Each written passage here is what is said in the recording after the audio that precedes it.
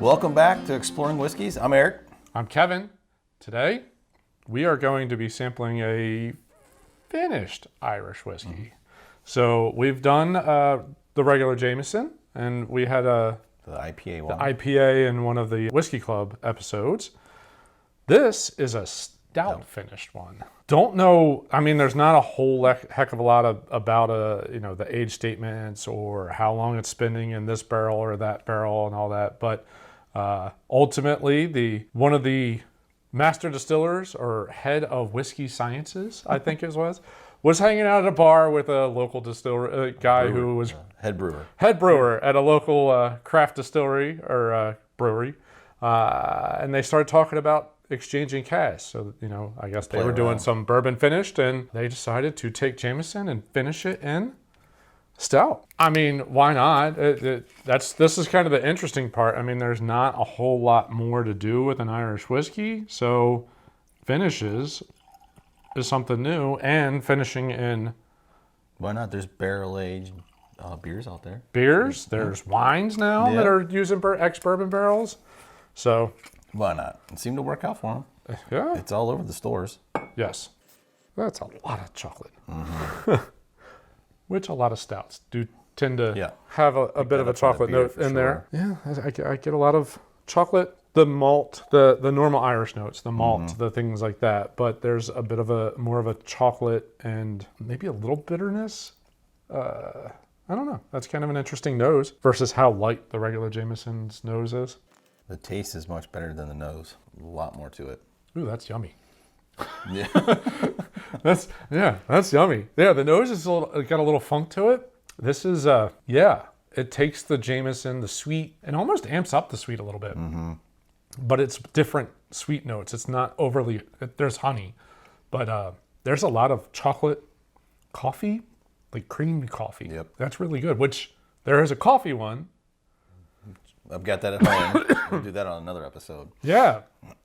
So there is a coffee one that they have, but this is totally brown sugar. Yes. Yeah, it's got a little bit of bourbon notes to it. Mm-hmm.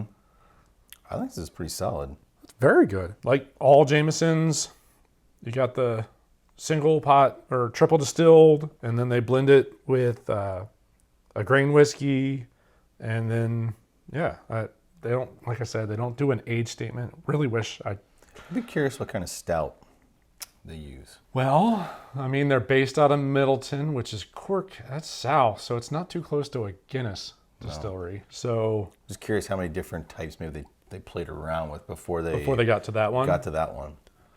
Yeah, especially, I mean, with stouts now, there's so many varieties in stouts and how they taste and the flavors that they add into them that, I mean, it could be a chocolate coffee stout. Right. And now you throw in some Jameson and, well, honestly, a Jameson in your coffee is not really that bad. Right. So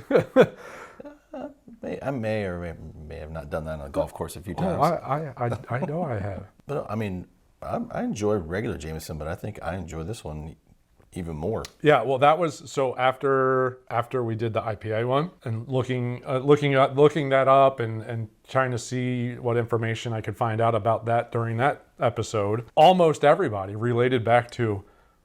Yeah, it's a little weird, it's a little funky, and if you don't like IPAs, it really impacts the flavor there, which I don't like IPAs. But they said this was absolutely delicious. Even if you don't really like stouts, what it does to the whiskey is really good. So I have said, right, I gotta buy that.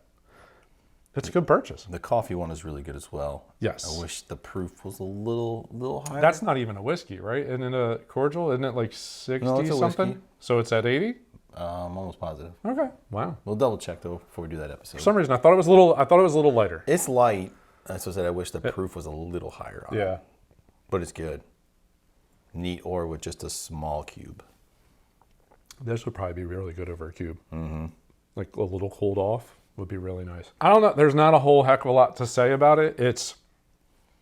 It tastes like Jameson with a little bit of a chocolate and coffee. Splash of stout. Yeah, stout kind of notes there. Overall, I think it's a good blend. I think it mixes well. There's not one overpowering note to it. It just added, not subtracted. Yeah. So that's a pretty positive. At $29 for a bottle, it's not that's not harsh, and I could see this being like a nice like after dinner cordial type drink. Like just kind of if you're looking for something a little bit sweeter. It's still light. It's still only 80, right? Yeah, 80. So it's light. It's not gonna overpower anything that you're having. I could see this being really good with dessert, actually, like paired up with something. Cheesecake or that's exactly what I was thinking. Was cheesecake with like a swirl of chocolate in it would be like they would go together perfectly. No, again, I think this one. I like the regular one. The IPA one was and I like IPAs, but I wouldn't buy that bottle. No. I would buy this bottle. Yeah, that one, it got a little funky. It got weird. It didn't blend well. The flavors didn't play well. The flavors are playing really well with each other. Yeah, I would love to hear the story between those two going back and forth on which barrels they tried and were there some other combinations that they liked? Yeah. Different types of stouts, different types of, and why so far I only know of the IPA and the stout. Mm-hmm. Well, there's other beers, so I wonder if they're pondering some kind of an ale, a red, I mean, there's a lot of different options you can mess around that have pretty unique flavor profiles. I think stout is going to have one of those stronger flavor profiles, so it has more of an impact, and I think that's the reason why they play well together. IPAs are a little bit lighter, but they always have that strong note. Thicker too. I think when you put it in, it's a little thicker. Okay, there's a little more to it than. Yes. Yeah. All right. Yeah, I'll buy that. Overall, solid bottle. I think it's a really good bottle. A little malty, just like the regular Irish whiskeys are, but I think, whoever that conversation was between, they did a good job. And the fact that Jameson and Middleton and the brewery over there, everybody kind of decided, let's give it a shot.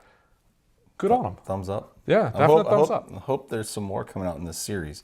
I'd be interested to see if they keep doing these Caskmates and finished all the various finishes. I think they're onto something. I think that's what you need to do.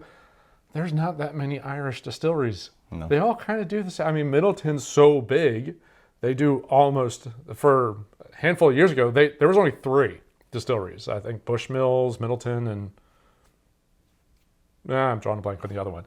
I think there's like a dozen now. Mm-hmm. Given the popularity of whiskey and bourbon right now, everyone's experimenting, tweaking, and coming out with a different series or creating their own series. So it'll be interesting to see if they continue it past the coffee. Yeah, I agree. I agree, and I'm looking forward to that. Yep. This was really, really, really enjoyed this bottle. Hope you enjoyed our review of this bottle. If you did, we'd encourage you to hit the like button. While you're down there, subscribe to the channel, hit the bell icon to get notified every time we put out a new show, and leave a comment. Mm-hmm. You ever had any of the Caskmates series? Have you found something different? Like, I know of the 3, the IPA, the stout, and the coffee. I want to say there was an original just Caskmates, but I don't remember how that was finished. It was just called Caskmates. I think there was. But have you seen something else? Let us know. Yeah. Love to read your comments and reviews. Yes. So thanks for joining, and we'll see you on the next episode. Thanks for watching. Cheers.